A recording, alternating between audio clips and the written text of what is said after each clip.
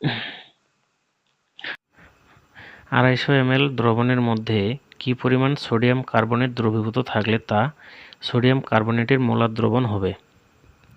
দেওয়া আছে আয়তন V = 250 মিলিলিটার। কি পরিমাণ সোডিয়াম কার্বনেট দ্রবীভূত থাকলে তা সোডিয়াম কার্বনেটের মোলার দ্রবণ হবে? কি পরিমাণ? আমরা বের করব W এর মান। আর সোডিয়াম কার্বনেটের আণবিক ভর M = Na2CO3। Sodium 23 × 2 plus carbon 12, oxygen 16 × 3। Sodium কার্বনেটের আণবিক ভর 106 গ্রাম।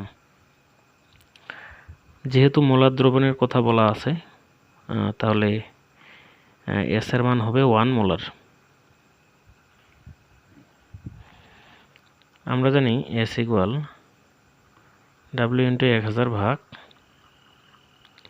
mv, যেখানে আয়তনটা মিলিলিটার এককে। তো আমরা লিখতে পারি W = SVm ভাগ 1000। ঘনমাত্রা 1 × আয়তন 250, আণবিক ভর 106 ভাগ 1000। First bracket 250 × 106 first bracket close equal ভাগ 1000। 26.5 গ্রাম।